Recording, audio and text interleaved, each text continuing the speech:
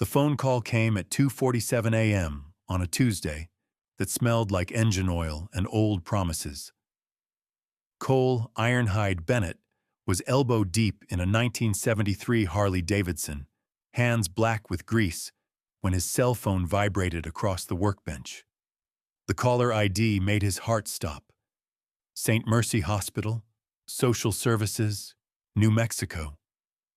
He hadn't heard from that area code in 3 years, not since Ryan Morrison's funeral, not since he'd stood over a flag-draped coffin and made a promise to a 13-year-old girl with her father's gray eyes. "This is Cole," he answered, voice rough as gravel. "Mr. Bennett, my name is Rebecca Chun. I'm a social worker at St. Mercy Hospital. I'm calling about Emma Morrison." The name hit him like a fist to the chest. What happened? Cole was already moving, wiping grease onto his jeans. "Is she hurt?" "She's stable now, but—" Rebecca paused. Papers rustled. "She's been admitted with injuries consistent with— we're calling it a domestic incident. Her stepfather brought her in claiming she fell downstairs. But Mr. Bennett, the pattern doesn't match. Broken wrist, bruised ribs, defensive wounds on her arms. And Emma, she gave us your name. She said you promised her father you'd protect her." Cole's blood went cold. His mind flashed back 16 years to a dusty street in Kandahar, to Ryan Morrison throwing himself on top of Cole as the IED exploded, to Ryan bleeding out in Cole's arms, whispering with his last breath, "Take care of my little girl. Promise me." "I'm coming," Cole said. "Don't let anyone take her out of that hospital. Nobody." "Mr. Bennett, her stepfather is a police detective. He has connections. He's already called his lawyer." "I don't care who he is." Cole's voice carried the weight of deserts and battlefields and promises made to dying men. "Ryan Morrison saved my life. He took a bullet meant for me. The last thing he asked was for me to watch over Emma, so I'm asking you, Miss Chun, can you keep her safe until I get there?" Long silence. "How fast can you get here?" Cole looked at the clock, calculated the distance from Arizona to New Mexico, 620 miles, made a decision that would change everything. "Give me 18 hours. And Miss Chun, thank you for calling me. Not everyone would have." After he hung up, Cole stood in the silence of his garage, surrounded by half-finished motorcycles. His reflection stared back from chrome. 52 years old, face weathered like canyon rock, scar running from his left eye to his jaw from an IED that should have killed him but didn't. Because Ryan had been there. He pulled out his phone and opened the group chat for the Steel Wolves MC. 96 members spread across 3 states. Brothers and sisters who'd ridden through dust storms and bad divorces, who showed up for funerals and weddings, who understood that family wasn't always blood. Cole's fingers hovered over the keyboard. This wasn't a casual ride. This was serious, the kind of thing that could bring trouble. But then he remembered Emma at Ryan's funeral, how small she'd looked in that black dress, how she'd whispered, "Uncle Cole, will you still visit me?" How her mother's new husband, some cop with cold eyes, had steered her away before Cole could answer. He started typing. "Emma needs us. Ryan's daughter. Hospital in New Mexico. Domestic situation. Wheels up at 5 a.m. This isn't optional. This is family." The responses came like thunder. "I'm in." "Diesel for Ryan." "Reaper, tell me when." Maven rolling out. Smoke within 10 minutes. All 96 members had responded. Within 20 minutes, Cole's phone was ringing with questions, offers of supplies, legal contacts, people rearranging their lives because a brother had called, and a promise needed keeping. By dawn, 97 motorcycles were lined up in Cole's garage parking lot, ready to ride 620 miles to keep a promise made over a flag-draped coffin. What happened next became a story an entire town would never forget. Dawn broke over the Arizona desert like a wound, all red and gold and angry. By the time the sun cleared the horizon, Cole's garage looked like something out of a movie. Except this was real, and the stakes were a teenage girl's life. 97 motorcycles, 97 engines rumbling like controlled thunder, 97 people who dropped everything because family called. Cole stood at the front, surveying his crew. These were his people. There was Diesel, 6'4" mountain of a man, ran a successful construction company, coached Little League on weekends, and had 3 daughters of his own. Maven, grandmother of 5 who'd ridden cross-country twice, still wore her late husband's dog tags, worked as a trauma nurse. Reaper, whose real name was Marcus Chen, taught high school math when he wasn't wearing his colors, had a PhD from Stanford. Smoke, former Marine who'd served 2 tours in Iraq, now volunteered at veteran centers, had Ryan Morrison's name tattooed on his forearm because they'd served together. These weren't the criminals the news made bikers out to be. These were mechanics and teachers, nurses and contractors, accountants and carpenters, people with mortgages and kids in college and everything to lose. But they all wore their colors with pride, and they all understood that loyalty meant something real. "We've got 620 miles ahead of us," Cole's voice cut through the engine rumble. "That's New Mexico by late afternoon if we push it. We stop once for gas, once for food.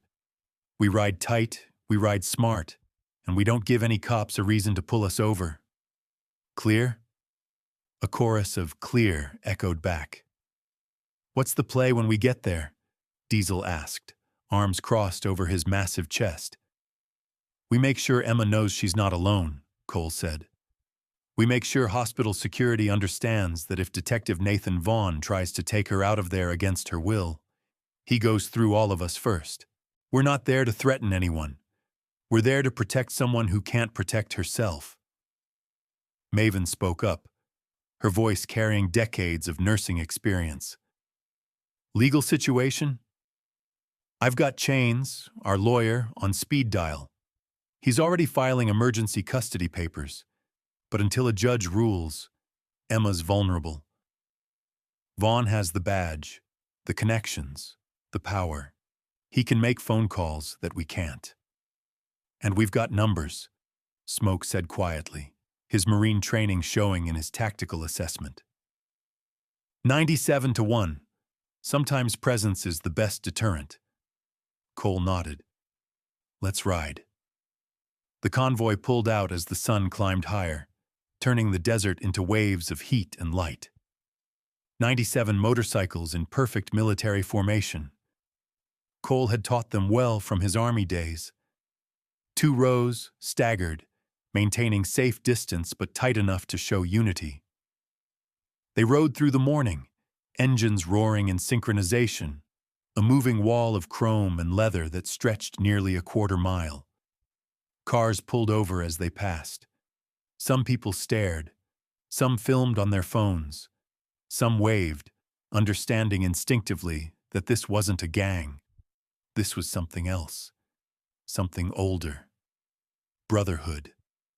They stopped once for gas in a small Arizona border town. The gas station owner, a Vietnam vet named Joe who recognized the look in their eyes, waived the fee for Cole's tank when he heard where they were going and why. "Give that girl hell from all of us," Joe said, shaking Cole's hand. "Some promises are sacred." By early afternoon, they crossed into New Mexico. The landscape changed. Less desert, more scrubland, mountains in the distance painted purple by atmospheric haze. Cole's phone rang. Rebecca Chun. Her voice was tight with stress. "Mr. Bennett, Detective Vaughn is here now. He's in the hallway outside Emma's room. He brought his lawyer and 2 other cops. He's demanding to take Emma home. We're stalling. I told him she needs to stay for observation, that her doctor hasn't cleared her for discharge, but he's threatening to involve his captain. How close are you? Cole checked his GPS. 30 minutes. Maybe 25 if we push it. He's getting aggressive. I don't know how much longer we can... 30 minutes, Cole repeated, his voice carrying the kind of certainty that comes from surviving combat. Hold the line, Rebecca. You've done amazing so far. Just hold on a little longer. He disconnected and accelerated. Behind him, 96 engines matched his speed without a word being spoken. They understood. The sun was beginning its descent when St. Mercy Hospital came into view. A 3-story building on the edge of a mid-sized New Mexico town, parking lot half empty in the late afternoon lull. Within 5 minutes, it was completely full. 97 motorcycles lined up in formation like soldiers at attention. 97 bikers dismounted in near-perfect synchronization, the result of years riding together, of military backgrounds, of shared understanding. They didn't run. They didn't shout. They simply moved with purpose toward the entrance. People in the parking lot stopped and stared. A security guard reached for his radio. A woman clutched her purse tighter. But Maven, walking beside Cole, called out to her. "It's okay, hun. We're just here for family." The automatic doors slid open. The reception area went silent as 97 bikers filed in. Not all at once, but in organized groups. Professional, controlled, intimidating only in their sheer number and unity. Cole walked to the desk. The receptionist, a young woman named Sarah according to her name tag, looked terrified. "We're here for Emma Morrison," Cole said calmly, keeping his voice gentle. "Room number?" Before she could answer, a man in a suit stepped forward. Tall, clean-cut, with a badge clipped to his belt and cold eyes that assessed threats for a living. Detective Nathan Vaughn. "You must be Bennett," Vaughn said. "Emma's mentioned you. The biker uncle who promised to visit and then disappeared for 3 years." Cole held his ground. "I called. You never let me talk to her." "Because you're a bad influence," Vaughn said smoothly. "A bunch of criminals on motorcycles showing up at a hospital? This is exactly why the court won't give you custody." "We're not here for custody," Cole said. "We're here to make sure Emma's safe." "She is safe. With me, her legal guardian. Now I'm taking my daughter home." "Your stepdaughter," Maven corrected, stepping beside Cole. "And she's not going anywhere until a doctor clears her, and a judge reviews the case." Vaughn's smile was thin. "I don't know who you think you are, but..." "We're family," Diesel interrupted. His massive frame somehow made the hallway feel smaller. "And family protects family?" The standoff might have turned violent if Rebecca Chun hadn't appeared, flanked by 2 hospital security officers. "Detective Vaughn," she said firmly, "Emma has requested that you not be allowed in her room. As her assigned social worker, and given the nature of her injuries, I'm supporting that request. You're welcome to wait, but you will not be seeing her until a judge orders otherwise." Vaughn's mask slipped for just a second. Cole saw the rage underneath, the control freak who just lost control. "This isn't over," Vaughn said quietly. Then he turned and walked out. Cole exhaled. "Can I see her?" Rebecca nodded. "She's been asking for you." The bikers didn't all follow. They understood optics. Diesel, Maven, and Smoke stayed with Cole. The rest positioned themselves throughout the hospital. Not threatening, just present. Visible. A reminder that Emma wasn't alone. Emma Morrison was 16 now. Cole hadn't seen her since the funeral 3 years ago when she'd been 13. She looked smaller than he remembered. pale against white sheets, one arm in a cast. But when her eyes met his, he saw Ryan, same gray eyes, same stubborn set to her jaw. "Uncle Cole," she whispered, "you came." "Always," he said simply. He pulled a chair beside her bed. "Tell me what happened." And she did. The years of control, the escalating anger, the night Vaughn had shoved her down the stairs because she'd talked back. How he'd coached her on what to say at the hospital. How he'd isolated her from everyone who'd known her father. "Mom tried to leave him last year," Emma said, her voice breaking. "She was planning to take me and go. Then she died in a car accident. He said it was brake failure. But Uncle Cole, I heard them fighting the week before. She told him she'd found something, some documents, and she was going to the police." Cole's blood ran cold. "Emma, are you saying—" "I don't have proof," she said quickly. "But I know. And I found what she was hiding. A USB drive. Bank records showing he was stealing from the police evidence locker. That's where his money came from." Behind them, Smoke swore softly. "We need to get that drive to the authorities," Cole said. "But not local police. He's got too many friends there." "I already did," Emma said. A small, fierce smile crossed her face. "I gave a copy to Rebecca. She gave it to the FBI." At that moment, if you've been moved by Emma's courage and want to see more real stories of loyalty and justice, hit that like button and subscribe to Iron Brotherhood Stories. This story isn't over yet, and what happens next will restore your faith in doing what's right. The FBI moved fast once they had the evidence. Within 48 hours, Detective Nathan Vaughn was arrested. Not just for child abuse, but for theft, evidence tampering, and, after a deeper investigation, suspicion of vehicular homicide in his wife's death. The case made national news. Police detective arrested after 97 bikers storm hospital to protect abuse victim. Some outlets painted the bikers as vigilantes. Others called them heroes. Cole didn't care about either label. All that mattered was the emergency custody hearing 3 days later.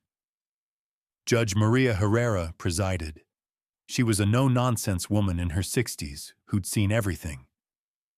Vaughn appeared via video link from jail, his lawyer arguing that Emma was traumatized and confused, that the bikers had influenced her testimony, that he was innocent until proven guilty. Then Emma took the stand. She was pale but steady. Her voice didn't waver as she described years of control and fear. As she explained the USB drive her mother had hidden, as she looked directly at Vaughn through the screen and said, "He killed my mom. I don't have proof yet, but I know. And I'm not going back to him. Ever." Judge Herrera was silent for a long moment. Then she spoke. "Mr. Vaughn, I'm granting emergency custody to Mr. Cole Bennett pending a full criminal investigation. Emma will remain in his care in Arizona. This court is adjourned." Vaughn's face twisted with rage. But it was over. The sunset painted the New Mexico sky amber and crimson as Emma walked out of St. Mercy Hospital for the last time. Behind her came Cole, carrying her single backpack. Everything she'd asked for from the house she'd never returned to. But it was what waited outside that made Emma stop in her tracks. 97 motorcycles lined the driveway in perfect formation. 97 bikers stood beside their machines, engines silent. Just respect for a girl who'd found her voice. Maven stepped forward, holding a leather jacket, smaller, fitted for a teenager, with a patch on the back that read "Steel Wolves Family" above an embroidered wolf protecting a pup. "Every wolf needs a pack," Maven said gently, helping Emma slip it on. "Welcome home, kid." Emma's eyes filled with tears. I don't understand. You don't even know me. We know enough, Diesel rumbled. You're Ryan Morrison's daughter. That makes you family. And we protect family. Cole watched, his throat tight. This was why he rode. Not for freedom or rebellion, but for this. For moments when loyalty meant something real, when promises were kept. Ready to ride? He asked Emma. She looked at his scarred face, at the bikers surrounding them, at the media cameras capturing every moment. Then she looked back at the hospital where Vaughn's empire had crumbled. Where are we going? Arizona. My place has a guest room. It's yours as long as you need it. Thank you, she whispered, for keeping your promise. Always. She climbed onto the back of his Harley, her arms wrapping around his waist. Tentative at first, then tighter, like someone holding on to something solid after years of drowning. All right, Steel Wolves, Cole's voice carried across the parking lot. Let's ride. 97 engines roared to life in perfect synchronization, a symphony of power and purpose. They pulled out slowly, Cole leading with Emma behind him. The formation reformed around them, a protective escort stretching half a mile down the highway. Cars pulled over to watch them pass. People held up phones, filming. Some waved. As they hit the open highway, Emma leaned closer to Cole's back. He felt her relax. The tension of months, maybe years, starting to ease. The wind tore at their clothes. The sun sank lower, turning the desert gold. They'd won. Not perfectly. Vaughn would face trial, but the investigation would take time. There would be therapy sessions and legal battles and difficult days ahead. But right now, they'd kept a promise. They'd given one girl her voice back. They'd proved that family wasn't always blood. Sometimes it was forged in loyalty and sealed with action. By the time they crossed into Arizona, stars were appearing. The convoy rode through the gathering darkness, headlights cutting through the night like a river of light.